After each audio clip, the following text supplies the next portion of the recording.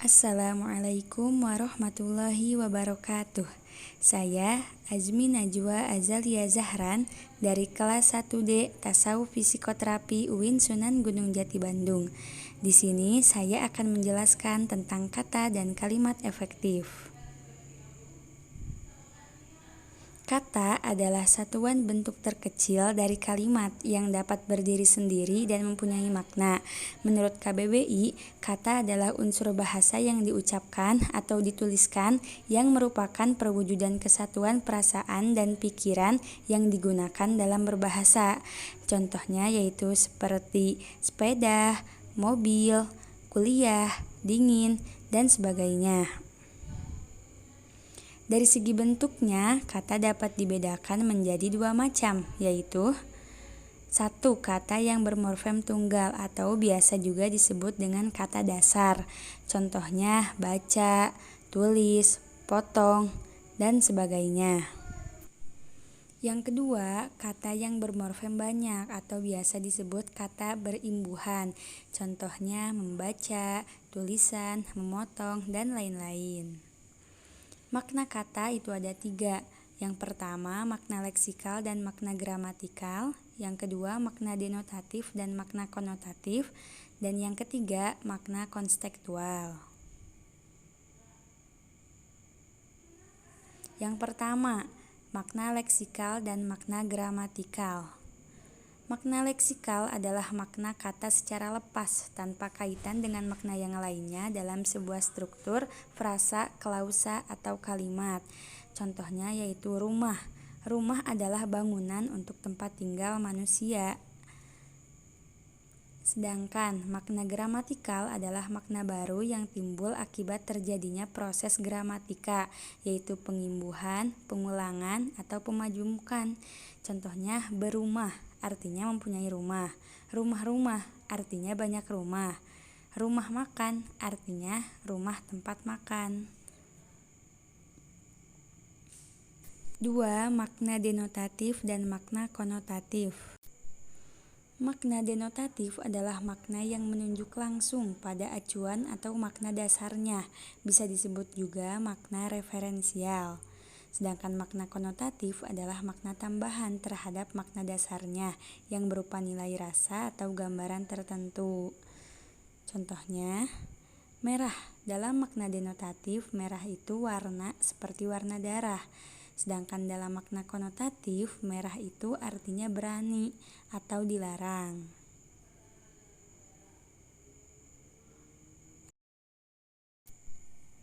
Nah, yang ketiga, makna konstekstual. Makna konstekstual adalah makna yang ditentukan oleh konteks pemakaiannya. Contohnya, kapal yang tenggelam itu sudah mengarang. Mengarang di sini maksudnya menjadi karang. Yang kedua, rumah yang terbakar itu semuanya mengarang. Maksud mengarang di sini yaitu menjadi arang.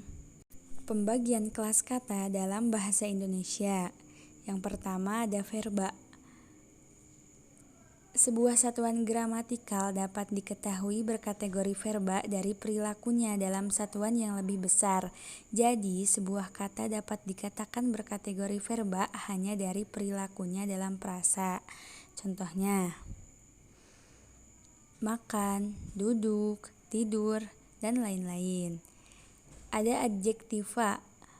Adjektiva adalah kategori yang ditandai oleh partikel tidak, mendampingi nomina, atau didampingi partikel seperti lebih, sangat, agak, lalu mempunyai ciri-ciri morfologis dan dibentuk menjadi nomina dengan konfiks ke an. Contohnya disiplin, gembira, abadi. Lalu ada nomina. Nomina atau kata benda adalah kelas kata yang menyatakan nama seseorang, tempat, atau semua benda dan segala yang dibendakan. Contohnya buku, ibu, pekerjaan, dan lain-lain. Lalu ada pronomina.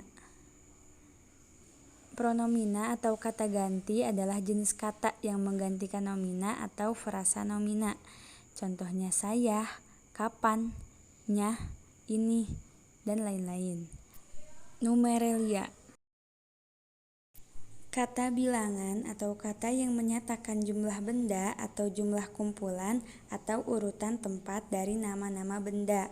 Contohnya 1, pertama, 10, ke 100.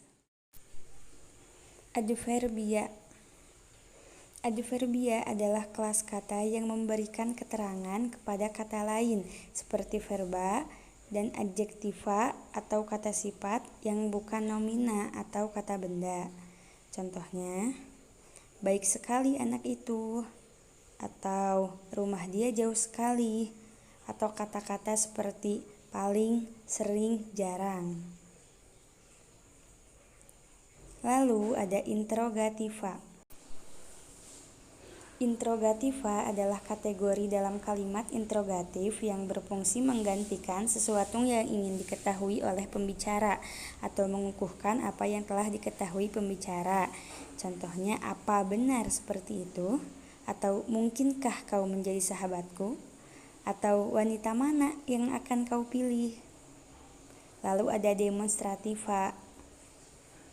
Kata tunjuk adalah kata yang dipakai untuk menunjuk atau menandai orang atau benda secara khusus. Contohnya ini, berikut, di sana.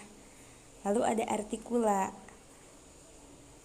Artikula atau kata sandang adalah kata yang menentukan atau membatasi kata benda. Kata sandang umumnya terletak di depan atau sebelum kata benda. Contohnya sang merah putih, para murid. Lalu ada preposisi. Preposisi adalah kategori yang terletak di depan kategori lain, terutama nomina, sehingga terbentuk frasa eksosentris direktif. Contohnya, takut akan kegelapan, atau pergi bersama kakak, atau buku itu diberikan kepada adik. Lalu ada konjungsi. Konjungsi adalah suatu kata tugas atau kata penghubung yang berfungsi untuk menghubungkan dua buah klausa, kalimat, paragraf, atau lebih. Contohnya, jangankan uang segudang, sepeser pun aku tak punya. Atau, jika aku rajin, maka aku akan sukses. Atau, aku membeli buku dan baju di toko. Lalu ada fatis.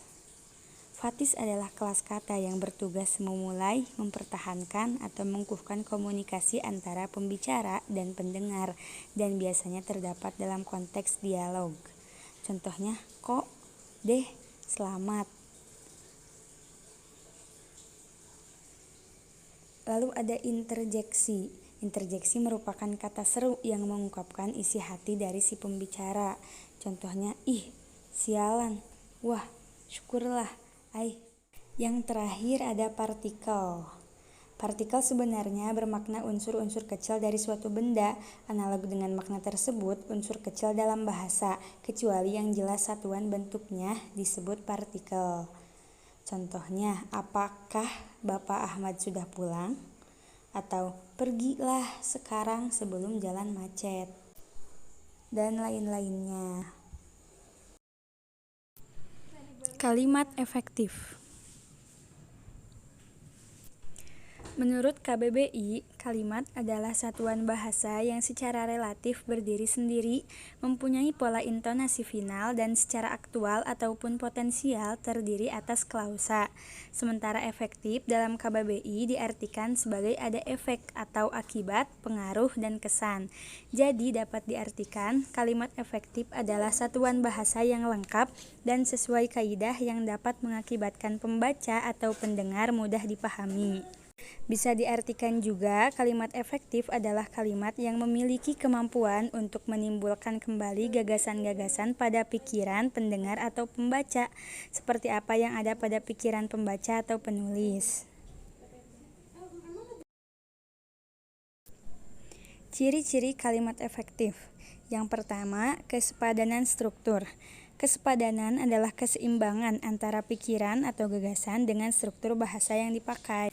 Yang kedua, keparalelan bentuk. Keparalelan adalah kesamaan atau kesejajaran bentuk kata yang digunakan dalam kalimat.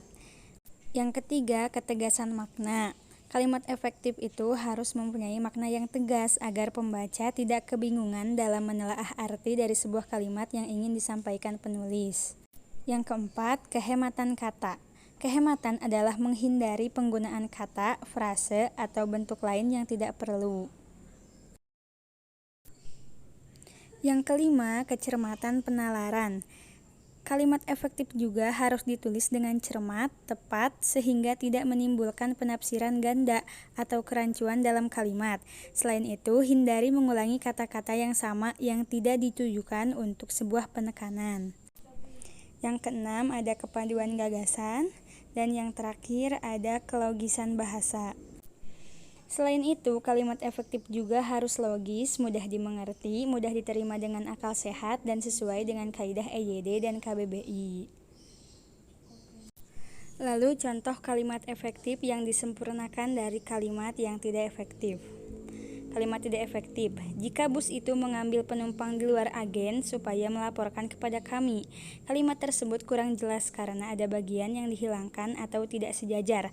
Kalimat ini harus diubah menjadi kalimat efektif, yaitu jika bus itu mengambil penumpang di luar agen, Anda diharap melaporkannya kepada kami. Atau jika bus itu mengambil penumpang di luar agen, harap dilaporkan kepada kami.